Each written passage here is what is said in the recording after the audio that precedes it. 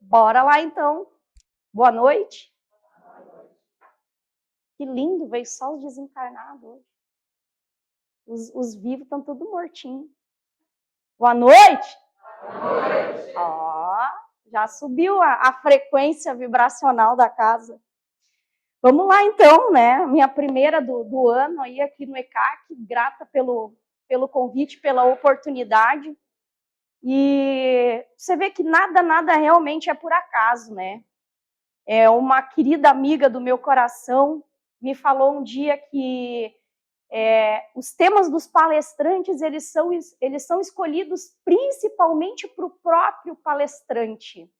A palestra nos serve primeiro, muito mais do que para o próprio consulente que vai ouvir. Essa pessoa querida que eu gosto muito, é a Jaque Caldart, vocês também conhecem, e ela tem razão. A palestra, o tema da palestra, ele nos brinda o nosso coração, o coração do palestrante.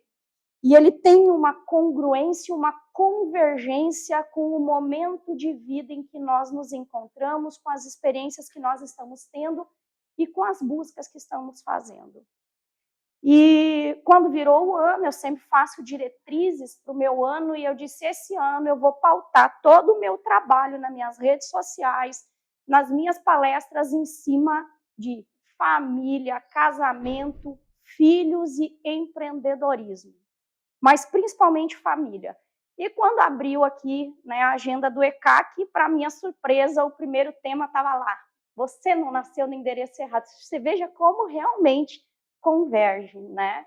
Como é preparado realmente para nós pela espiritualidade com muito carinho. E é com muito carinho que eu vou dar esse tema hoje e dizer que você não nasceu no endereço errado, nem no país errado, nem na família errada, nem no corpo errado. Por mais que muitas vezes você se pergunte o porquê, porque nós temos um certo egocentrismo de achar que a gente tem o direito de questionar a Deus pelas suas obras. Às vezes as pessoas dizem assim, Deus escreve certo por linhas tortas. Não. Você dizer que Deus escreve certo por linhas tortas é você questionar a perfeição de Deus. Deus nunca escreveu torto. Toda a escrita de Deus é perfeita e alinhada. É que a escrita dele nem sempre converge com o que nós queremos. Então, se não é do jeito que eu quero, do jeito que veio, está torto. Mas não, do jeito que veio, o jeito que era para ser.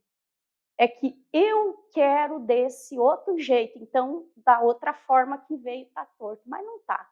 Deus é perfeito, a escrita dele também. E assim como tudo na natureza, assim como tudo no universo que trabalha em perfeita harmonia, o endereço em que você se encontra hoje, a vivência, a roupagem, o núcleo familiar, o núcleo social em que você vive, ele está perfeitamente correto, alinhado com o teu propósito de vida e com o teu projeto encarnatório. Que doido, né?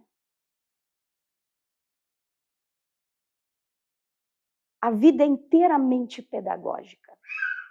O projeto reencarnacionista é pedagógico. E não existe absolutamente nada mais pedagógico do que o núcleo familiar. Nós vivemos hoje um ataque maciço, violento e brutal à instituição familiar. E nós estamos sendo levados pela torrente. Muitas vezes nós não percebemos o quanto isso está vindo de uma forma sorrateira e brutal e a gente vai deixando passar sem se dar conta do quanto estão roubando de nós o que temos de mais precioso, de mais valioso. A sociedade, ela é apoiada em um pilar sólido e consistente chamado família. O Livro dos Espíritos é um manual prático de vivência no planeta Terra, pela lei, pela moral, pelo justo, correto e bom. E o Livro dos Espíritos fala maciçamente do valor da família, do valor do casamento, do valor dos filhos. Hoje nós vivemos um contexto maluco, deturpado, onde a figura do homem está sendo desconstruída e a figura da mulher está sendo construída num patamar totalmente avesso ao que de fato é uma mulher. Esse tal de empoderamento feminino. Gente, que é isso? Eu já nem gosto dessa palavra empoderamento. A mulher sempre teve o poder na mão dela. O poder sempre foi da mulher. Assim como também sempre foi do homem. Talvez por uma questão histórico-cultural, talvez por, pelos séculos que se passaram, talvez pela brutalidade, das primeiras civilizações, talvez por uma série de eventos, houve a criação de mentalidade de que o homem estava acima da mulher e agora se inverteu e colocou a mulher acima do homem. Isso nunca vai dar certo. Só vai funcionar quando tiver as duas energias equiparadas. Equiparadas. E a família, a constituição familiar, é o elo mais sagrado que existe. Você pode até achar que os seus pais não foram bons com você, que o seu contexto familiar foi muito triste, que a sua história foi muito triste, que você teve uma infância muito horrível, que você sofreu coisas que uma criança não deveria sofrer. Tem pessoas que foram magoadas pelo pai ou pela mãe na infância e que até os dias de hoje vivem os reflexos dessa dor causada lá na infância. Veja, meu pai biológico me abandonou quando eu era muito pequena, eu era um bebê. Mas quem foi pior nessa história? Eu ou meu pai? Veja, meu pai cometeu um erro. Ele me abandonou, tomou uma decisão e achou que naquele momento o melhor para ele era ir embora e me deixar para trás. Ele fez isso quando eu era uma criança. Fez isso uma vez. Mas eu passei 34 anos da minha vida me torturando e pautando as minhas relações emocionais, a minha vivência, a minha visão de mundo em cima do abandono daquele pai. Então, quem foi mais ordinário?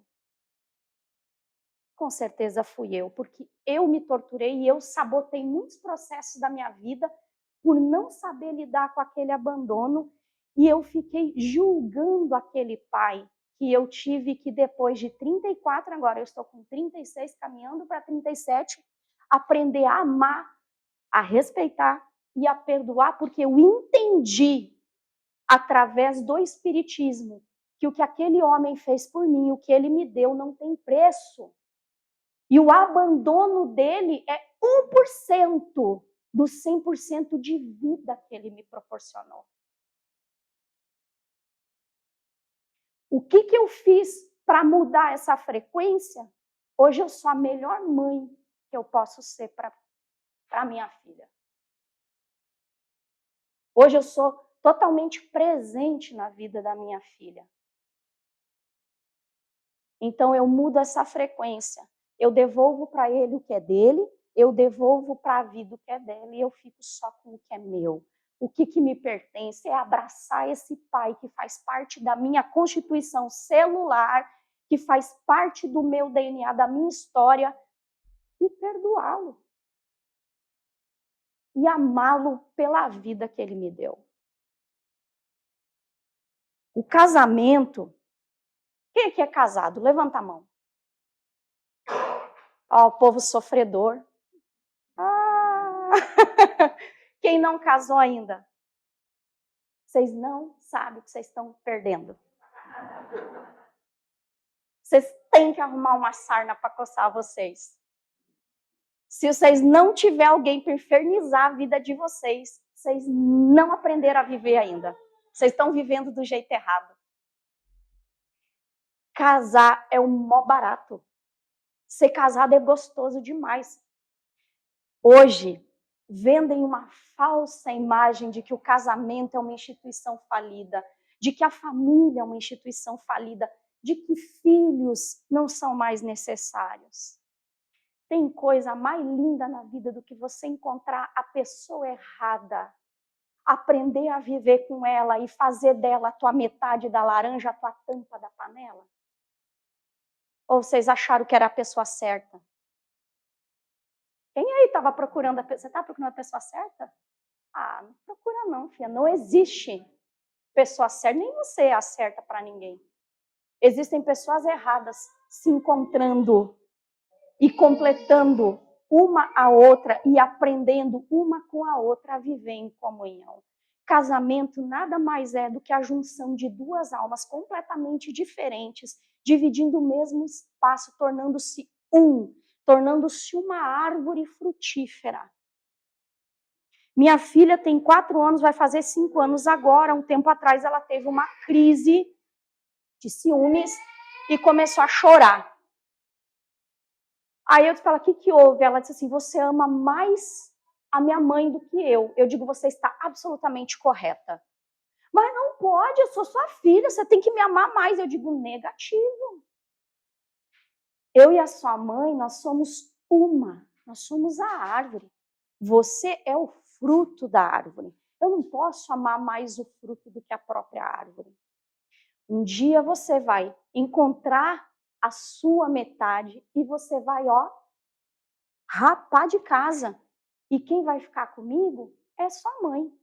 Eu nunca vou embora, diz ela. Eu digo, pelo amor de Deus, não me fala um absurdo desse. Eu espero, sua mãe pariu uma mulher, ela não pariu uma ameba, que vai ficar sugando a minha energia pro resto da vida. Você é muito amada, você é muito querida, você foi planejada nos mínimos detalhes, você foi desejada. Mas na nossa casa, você é uma hóspede. Amada, querida e muito bem-vinda, enquanto for necessária a tua permanência aqui. Assim que você tiver condição, pega teu rumo. Que eu vou correr pelada dentro de casa. Nossa, Júlia, que horror! Ela só tem 4 anos. Deixa eu falar uma coisa para você. Você tem só até os 7 anos do seu filho para, formar a mentalidade dele. A partir dos 7, a mentalidade dele começa a se individualizar de você. E ele passa a formar suas próprias opiniões. Então, tudo que você puder incutir na mente do seu filho, tanto que você puder treinar o cérebro do seu filho, treine até os 7 anos de idade. Se você plantar a semente na mente dessa criança, ela vai germinar, crescer e frutificar pelo resto da vida dele. E o adulto que o seu filho vai ser vai depender de como você treinou ele até os 7 anos de idade. Depois dos 7, entrega na mão de Deus e vai. E torce para dar certo, para dar coisa boa. Eles entendem muito mais do que você imagina, eles captam muito mais do que você imagina. Às vezes você está conversando e pensa, tá ali brincando, nem tá. Não, ele tá, com a anteninha ligada, captando tudo que você está falando, tudo que você está fazendo. Um infeliz ordinário, uma vez, lançou um ditadozinho michuruca, brega, cafuna, sem vergonha, que diz o seguinte: faço o que eu digo e não faço o que eu faço. É o caramba. Seu filho nunca vai seguir você se não for pelo exemplo. Nunca. Nunca vai. Você quer que o seu filho dê certo? Primeiro você tem que dar. Você quer que seu filho cresça, se torne um ser humano íntegro, justo, correto e bom? Seja íntegro, justo, correto e bom. O tempo todo, Júlia? O tempo todo. Principalmente quando ninguém estiver olhando. Tem uma música do Capital Inicial que fala assim, o que você faz quando ninguém te vê? fazendo o que você iria fazer se ninguém pudesse te ver? E se ninguém pudesse te ver, o que você faria? Me faz lembrar de uma história de um monge, onde os discípulos do templo começaram a reclamar que o templo estava em ruínas. E o templo não tinha dinheiro para fazer os reparos necessários, então o monge, no alto da sua sapiência, ele chama os seus discípulos e diz: bem, nós não temos dinheiro para fazer a reforma do templo, nós não temos condições, então o que nos resta apenas é roubar. Então, o que vocês fazem? Vocês vão no vilarejo, quando ninguém estiver vendo, discretamente, disfarçadamente, sem que ninguém perceba, e vão pegando tudo que vocês conseguirem para a gente poder fazer a reforma do templo. Sabe o que aconteceu? Foi todo mundo para o vilarejo, seguindo as ordens do mestre. Bom, roubar é errado, mas se o mestre mandou, se meu mestre mandou. Então o mestre, muito calmamente, vai até a biblioteca e quando entra se depara com um único discípulo sentado fazendo as suas tarefas. Ele diz: você não foi com os outros? Aí ele diz para o mestre: mas o senhor disse que eu só poderia roubar se ninguém me visse. Mas eu estou me vendo em tempo integral. Eu saberei o que eu fiz.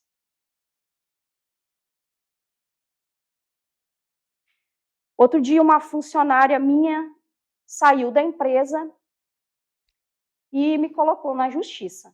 Tranquilo, é o direito dela, todo empresário sabe que ele está fadado a isso, por mais que tente ser correto e agir pautado nos seus valores morais.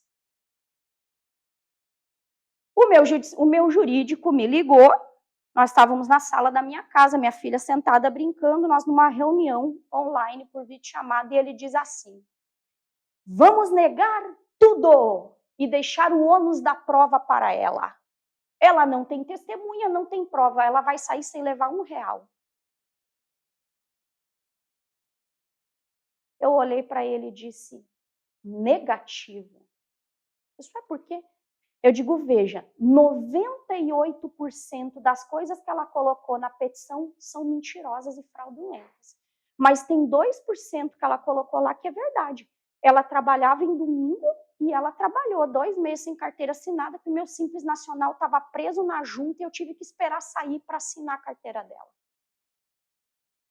Eu nunca vou chegar na frente do juiz e dizer para ele, tudo que ela falou é mentira. Não é. Eu paguei, eu tenho os recibos para provar que eu paguei, mas ainda assim ela está falando a verdade nesses 2 pontos. Ah, mas pode ser que o juiz vá querer cobrar reflexo, você vai ter que pagar. Não tem problema. O que for devido, que o juiz achar que eu devo, eu vou pagar. Não, mas não é assim que a gente faz. Não, mas não é assim que o senhor faz com os seus outros clientes. Com a minha empresa é assim que o senhor vai fazer.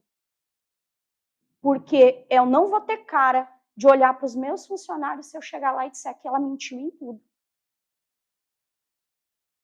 Ser justo, mesmo quando ninguém estiver olhando você.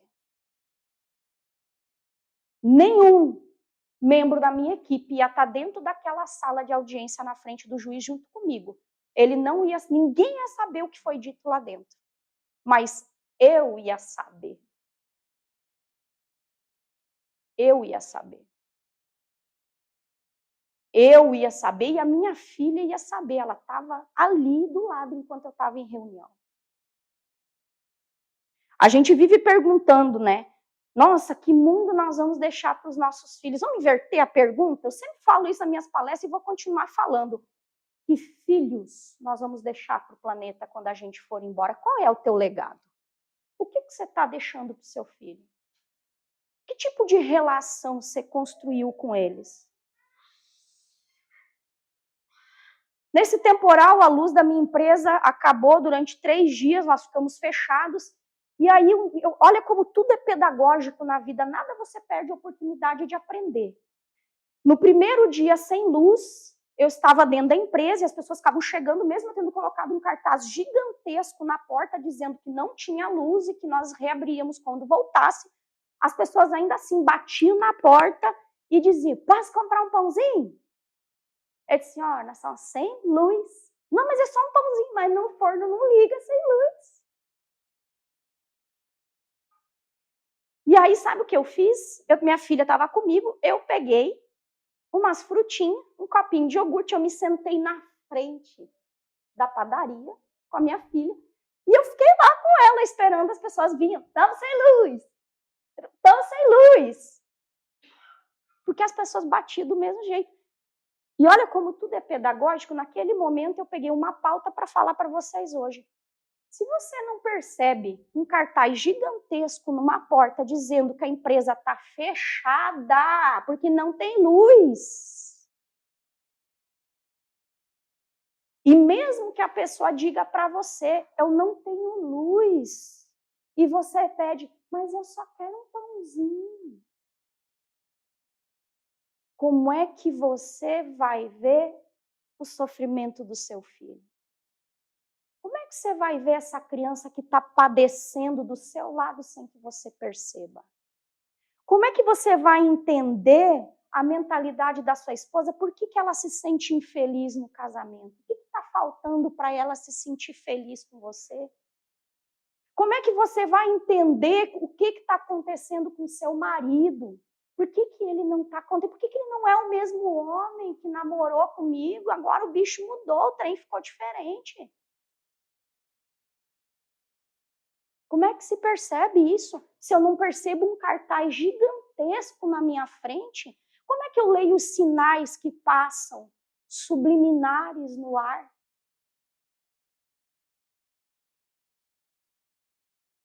As pessoas dizem que o casamento é instituição falida, que a família acabou. Deixa eu falar uma coisa para você. Os caras entenderam que para dominar você, para controlar você e para escravizar você, eles precisavam fazer uma coisinha bem pititiquinha. Eles precisavam acabar com a família. Porque o pilar da sociedade é a família. Aí como é que você acaba com uma família? Você pega quem primeiro? Você pega as crianças, você pega os filhos. Os filhos.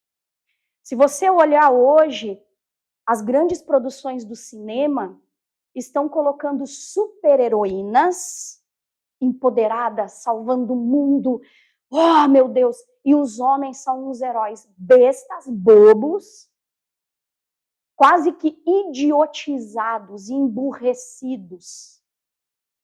E isso vai desconstruindo a masculinidade do homem e desconstruindo a autoridade do homem perante a família e perante a cabeça dos filhos dele.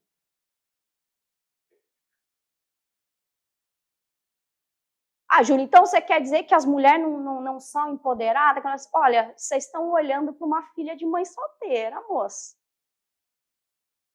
Que criou nada mais, nada menos que 5 filhos sozinha. Aqui, ó. 5. Minha mãe é osso duro de roer, vocês não têm noção. Vou fazer 37 anos, se eu bobear, ela me passa a bicuda. Ela teve que ser pau-ferro para criar 5 crianças e não perder nenhuma.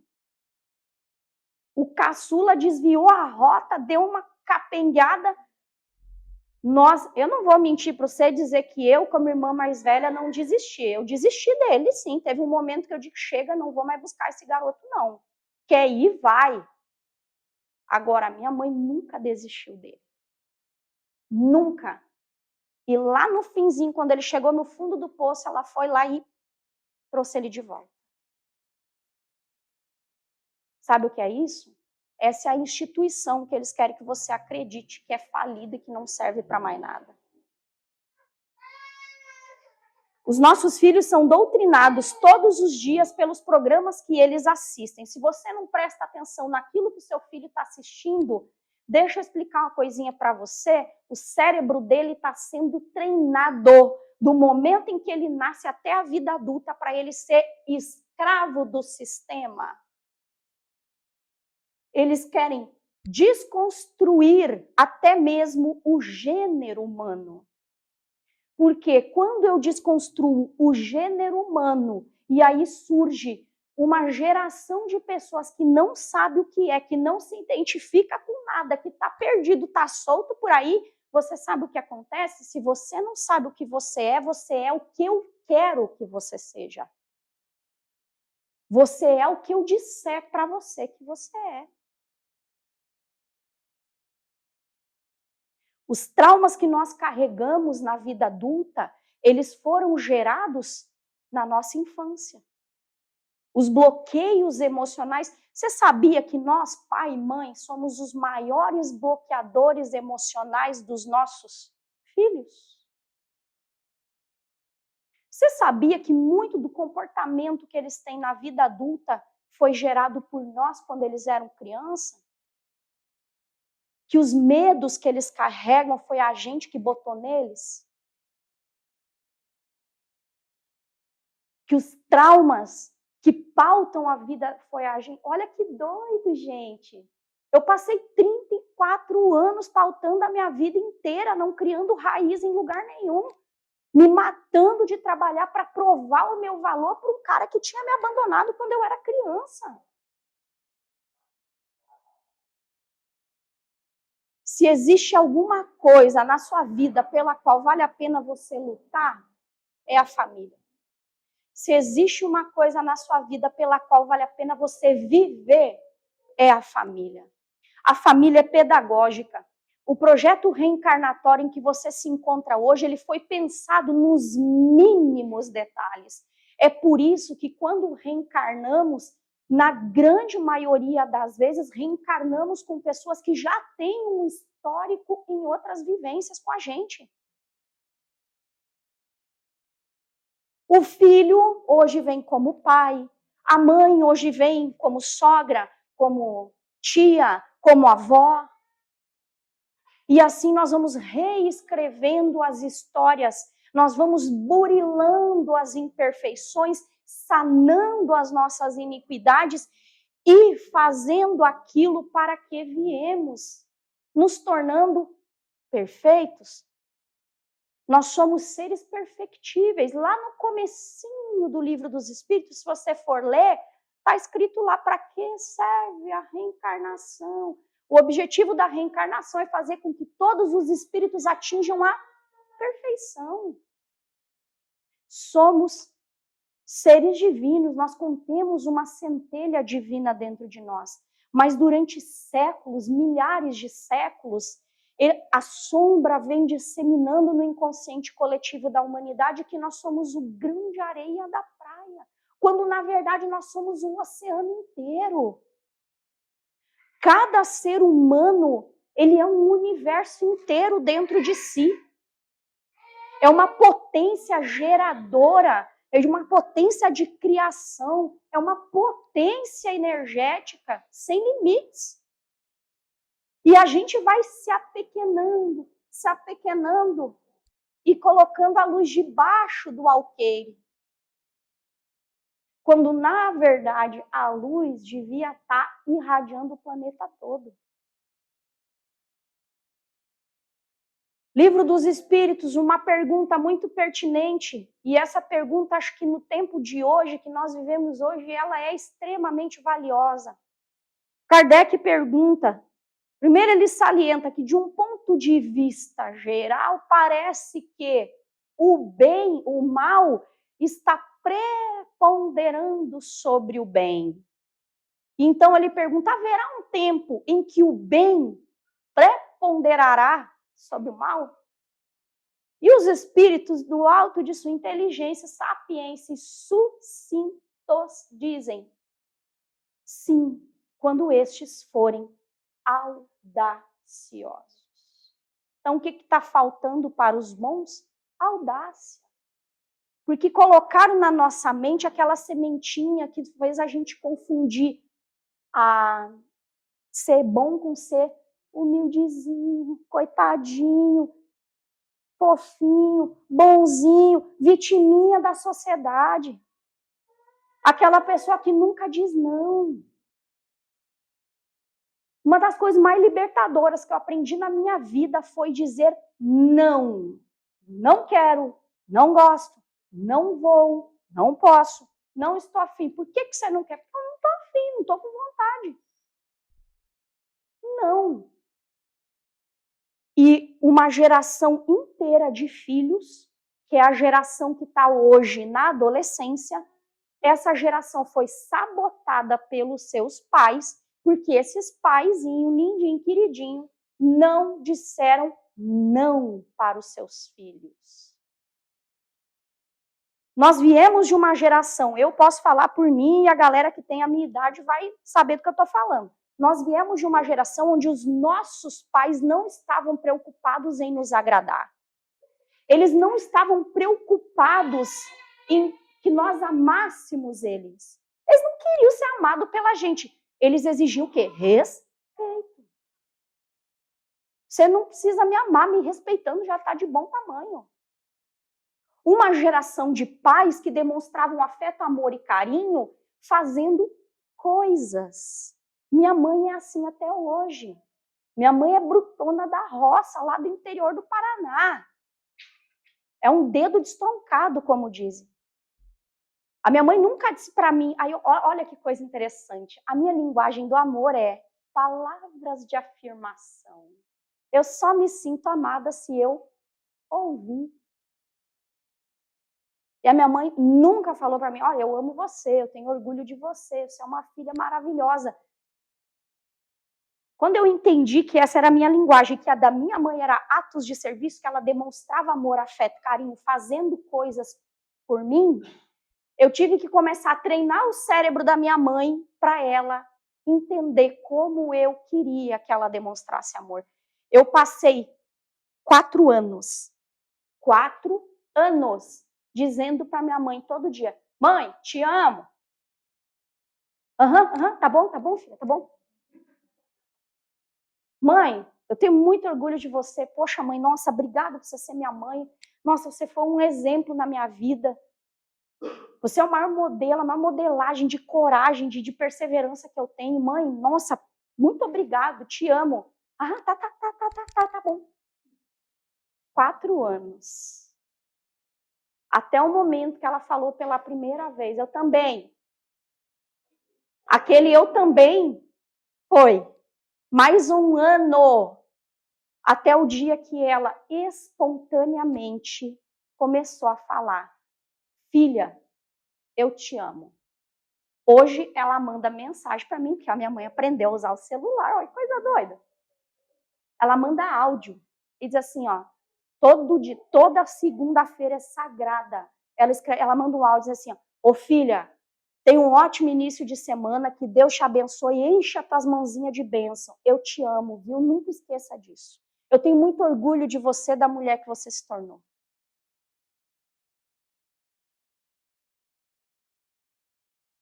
A Bíblia diz, ela tem 10 mandamentos, 9 é do que você não deve fazer. O único é do que você deve fazer e ele ainda vem com bônus. Honra teu pai e tua mãe, ó bônus, para que te sejam acrescidos teus dias na terra. Honrar pai e mãe, você sabe o que significa? É amá-los como eles são. Eu gostaria que a minha mãe morasse aqui. Eu gostaria que a minha mãe entrasse no meu plano de saúde para eu poder cuidar melhor dela. Eu gostaria que ela ficasse perto para eu correr toda vez que ela se sente mal, porque ela tem vários problemas de saúde.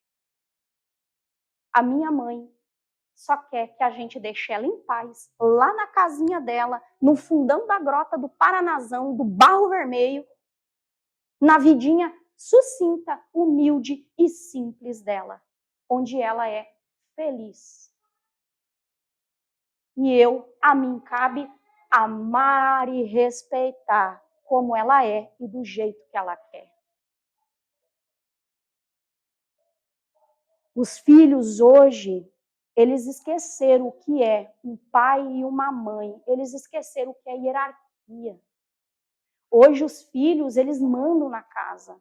São eles que controlam as atividades da casa. São eles que determinam onde a família vai tirar férias, onde vão ser os passeios, aonde vão jantar, o que vão comer.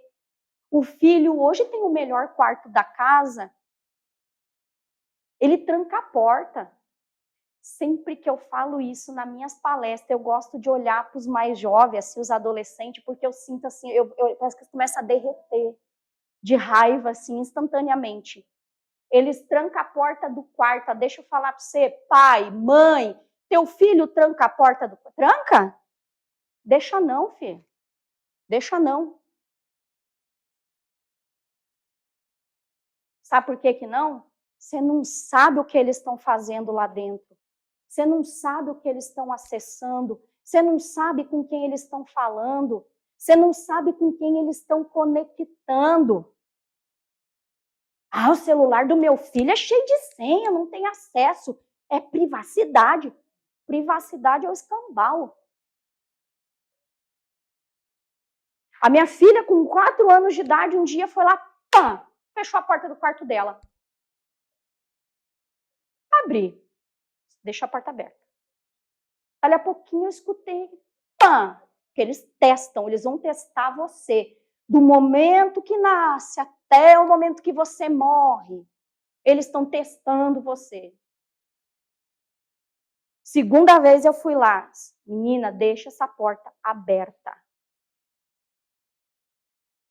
Na terceira vez, eu usei toda a minha psicologia, abri a porta, já com um pouquinho mais brusca, eu me ajoelhei na frente dela para ficar aqui, ó, face to face, e disse para ela, se você fechar a porta do quarto mais uma vez, eu vou arrancar a porta e você não vai ter mais porta nessa casa. Você entendeu? Ontem eu cheguei do trabalho e minha esposa disse assim, nós brigamos. Eu disse, por quê? Ela me bateu. Eu disse, o quê? Eu fui botar remédio no nariz dela e ela deu um tapa na minha mão. Ô, minha filha, senta aí, vem cá, vamos trocar uma ideia. Vamos bater um papo, chega aí. Presta atenção, maluca. Você nunca mais vai levantar a mão para minha esposa, porque ela é minha esposa, eu não admito que ninguém desrespeite ela. O dia que você fizer isso de novo, presta atenção, hoje mamãe vai conversar com você, pedagogicamente.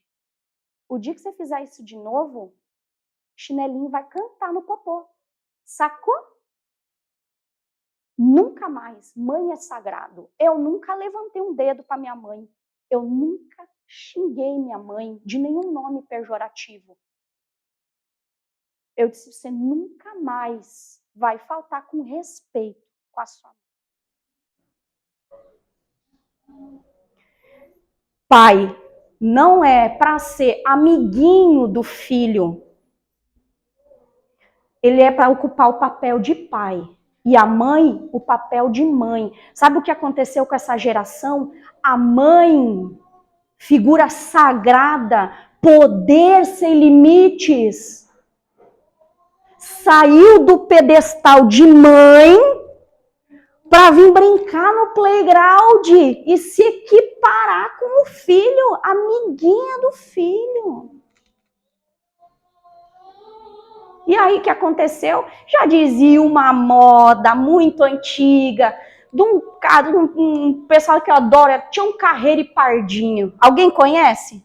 Tião Carreiro e Pardinho? A vaca foi pro brejo. Eles querem desconstruir a sua família. Eles querem desconstruir a identidade dos seus filhos. Eles querem desconstruir seu núcleo familiar. Eles querem tirar a masculinidade dos homens e eles querem tirar a feminilidade da mulher. que é o que ela tem de mais precioso, de mais poderoso, de mais lindo. Tudo para uma coisinha muito simples. Eu preciso escravizar você. Só que eu não posso fazer isso enquanto você estiver pautado na sua família, em valores morais, éticos. Então eu vou desconstruindo. Separar para conquistar. Outro quizinho velho e barato que continua fazendo efeito. Os casais hoje ficam juntos, se largam numa velocidade que é impressionante. Eu estou casada, eu vou completar 10 anos de casamento com a minha esposa. Nós separamos uma vez porque eu era imatura e ainda não tinha entendido qual era a moral do jogo. E no dia que nós casou pela segunda vez, eu digo, agora é para a vida toda. Agora eu morro com essa pessoa. E nós vamos completar agora esse ano 10 anos de casado, uma filha de 4 anos e agora nós estamos com a documentação lá na vara da infância para adotar o nosso segundo filho. Porque o barato da vida é você multiplicar. É você prosperar e multiplicar. Ai, por favor, não confunda prosperidade com dinheiro. Não tem nada a ver. É você ser próspero de dentro para fora, é você prosperar como ser humano. A maior potência que você possui, a coisa mais valiosa que você tem é você mesmo. Prospere você e a vida toda prospera ao teu redor. Tem um monte de gente por aí construindo patrimônio para deixar para os filhos. Isso é outra coisa que eu desconstruí na cabeça da minha filha. Outro dia a gente conversando e ela disse assim, ai, a nossa empresa. Eu digo, opa! Você não tem empresa, minha filha. Ah, mas o que eu tenho então? Você não tem nada, amorzinho. Você só tem mamãe e mamãe. A gente está treinando você, te dando anteparos emocionais para quando você estiver pronta, você ser muito maior do que nós somos hoje. Mas hoje você não tem nada não. A empresa é nossa, não é sua. Ah, mas se quando eu crescer e eu conseguir cuidar lá da avó Nena e eu vou administrar, eu disse, olha, se você tiver culhão para fazer o que eu e a sua mãe fazemos, prosperar a empresa ainda mais, é toda sua, eu quero tirar férias vitalícias. Brinquedo o tempo todo, a roupa que quiser, sai a hora que quer, volta a hora que quer, come o que quer, assiste o que quer. Essa é a geração que está aí hoje tocando terror na terra. Não recebeu limites, perdeu a hierarquia dentro de casa, a hierarquia saiu do pai e da mãe e foi pro filho. O negócio descambou.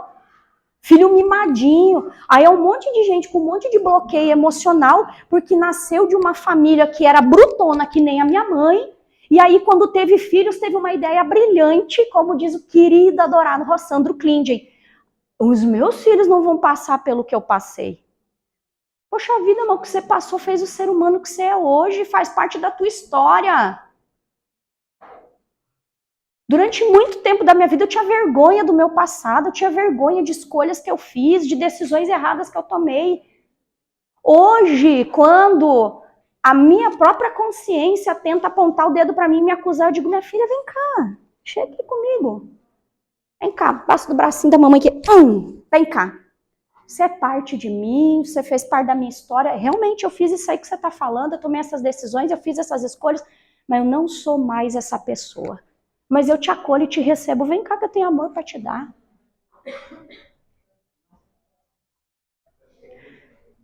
O meu passado não define quem eu sou. Mas a minha vivência fez de mim uma mulher de aço. Eu aguento pancada como ninguém. E eu quero que a minha filha seja assim. Porque quando ela for para o mundo, a vida bate sem dó. E aí você sabe o que acontece quando você mimou demais um filho, quando você deu tudo que ele queria. Gente, tudo que é em excesso é ruim, mesmo que seja amor. Em excesso é ruim, sabota o projeto encarnatório do seu filho. E aí essa criança mimada, vou usar uma metáfora, já que falei do querido Rossandro Klinde, gosto dele pra caramba, que ele falou uma vez numa palestra dele, e eu gravei aquilo, gostei demais e vou replicar. Ele disse assim, ó, quando o João mimado vai para a vida em sociedade e encontra a Maria que se acha, eles formam um casal. Só que o João mimado não tem anteparos emocionais para lidar com a vida em sociedade, nem para suprir as carências emocionais da Maria mimada. Então a Maria mimada faz o quê? Entra com o pé e o João com a bunda. E como esse cara que foi mimado pelos pais a vida toda, que não recebeu anteparos, que nunca ouviu um não, que nunca recebeu limites, que não aprendeu a esperar, que não aprendeu nada sobre hierarquia, que não aprendeu nada, de nada que tinha valor, acontece o que a gente vê. O maior índice de suicídios da história da humanidade. O cara se mata, porque ele simplesmente entra em curto-circuito, ele não sabe o que fazer. Não sabe. Ele vai lidar como com uma coisa que ele não sabe como lidar? Não foi ensinado. Você sabia que existia uma lógica pedagógica em dar presentes para as crianças somente em datas específicas? Sabe qual era a lógica? Era ensinar o seu filho a esperar o tempo das coisas. Quando eu dou, sem limite, eu aborto afetivamente este anteparo emocional e digo para o meu filho, você pode ter o que você quiser a qualquer tempo. A hierarquia da família servia para mostrar que cada um ocupa um lugar, um espaço na sociedade. Ocupe-se de si mesmo. Mas a gente foi desconstruindo isso. Nossa, eu não quero repetir o processo dos meus pais. Eu concordo que na criação antiga tinha coisas que deveriam mesmo ser desconstruídas, mas não tudo. Não tudo. Então hoje a gente tem esse resultado. As pessoas ficaram loucas, estão se desconstruindo por completo. E elas querem fazer você acreditar que casamento é fracassado, que a instituição familiar não tem mais poder na sociedade e que eles têm agora todo o saber, são os detentores do saber do que é certo ou errado na sociedade. Não deixe isso acontecer no seu casamento, não deixe acontecer com seus filhos, na sua vida. Tome conta. Gente do céu, tá escrito lá, ame o próximo como a ti mesmo. O povo entendeu errado. Achou que amar o próximo era amar todo mundo. Só tem um cara no planeta Terra que tem a responsabilidade de fazer network com o planeta inteiro. É este distinto senhor aqui. Aliás, essa imagem aqui me custou uma palestra em casa para minha filha sobre por que ele usava uma coroa de espinhos. Eu tive que mostrar para minha filha o ato da crucificação e explicar para ela por que ele foi crucificado. Esse cara é o governador da Terra. Ele tem a incumbência de se relacionar com todos os habitantes do planeta, encarnados e desencarnados. Você tem a incumbência de se relacionar com o próximo. Qual é o próximo que está próximo de você? Começa pelo teu núcleo familiar. Tem um monte de gente que quer mudar o mundo, sai pra rua para mudar o mundo, chega em casa é uma desgrama.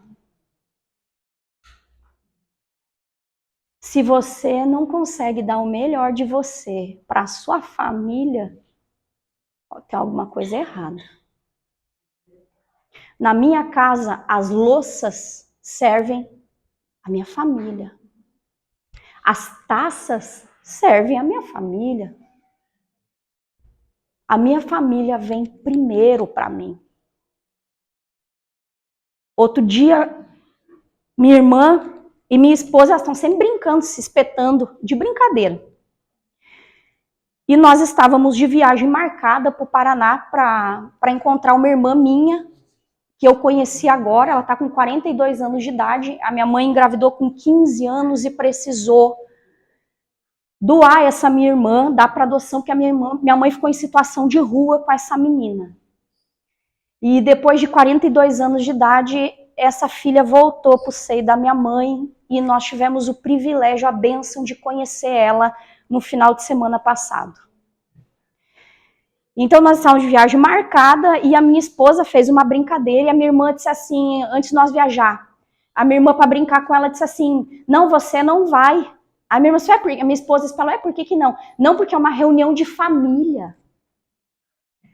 Imediatamente, eu virei para minha irmã e disse assim, você me desculpa, com todo o amor do meu coração que eu tenho por você, eu vou ter que dizer uma coisa para você. Se é uma reunião de família, a primeira pessoa que tem que chegar lá é minha esposa. Porque ela é minha família, você é minha parente. Você é minha parente. Nossa mãe é minha parente. Muito querida, muito amada, mas é minha parente. Minha esposa é minha família. Meus filhos são minha família. Sim, eu já falo no plural, que é para o universo já ir conspirando. A gente vai gestando no coração. Eles são minha família, só que o povo inverteu. E para finalizar a minha fala, que eu tenho certeza absoluta que eu já passei do tempo. Você que é sogra, querida, amada do meu coração, deixa eu falar uma coisa para você, com todo respeito e humildade. Vá cuidar da sua vida. Deixa o seu filho ou a sua filha viver o casamento deles, a família deles, a história deles e criar os filhos deles do jeito que eles quiserem. Ele não é mais o bebezinho que você vai ninar e botar para dormir. Ele agora é um bebê que faz bebês. Deixa ele fazer os bebês dele em paz. Vai aproveitar sua vida com seu marido, vai viver. Não tenho mais marido, vive sozinha, que é uma delícia. Se ocupar de si mesmo é bom demais. A gente fica independente dos outros. A gente liga o fone, pi, pi, pi, e vai ser feliz. Tem muito casamento que acaba por interferência da sogra ou do sogro, mas mais comumente da sogra. Porque as mulheres têm uma dificuldade absurda de abrir mão dos filhos e deixar eles irem viver a vida deles. Sendo que, na verdade, eles foram criados justamente para isso. A gente diz que é pai e mãe, mas na verdade nós somos treinadores. A gente recebe emprestado a honra de tutelar um espírito encarnado e treinar ele para uma vivência terrena. Então, cuide de você, da sua vida, libera o seu filho para ser feliz. Porque é mais fácil você conquistar o carinho da sua nora ou do seu genro, deixando eles viverem e construírem a família deles, do que o contrário. E se for o contrário, você, além de ganhar um desafeto, você pode sabotar o projeto familiar do seu filho. Cuide da sua família, cuide do seu casamento. Quem não casou, no tempo certo, case-se. Constitua família e dê a espíritos a oportunidade de voltar para a Terra. E entenda que o jogo hoje não é sobre dinheiro, sobre uma casa boa, um carro bom. As pessoas não têm mais inveja disso. As pessoas têm inveja hoje de gente. Se você tem um bom casamento, uma vida estruturada, se você tem bons filhos, tem uma vida feliz, as pessoas invejam isso. Porque isso está escasso na sociedade, está acabando. E por que que eu decidi, quando virou o ano, falar de família e bater nessa tecla? Porque tá na hora da gente sair da neutralidade e ir para a guerra e trazer de volta a consciência do que é importante e do que tem valor. Se você olhar para o universo inteiro, o universo não é neutro.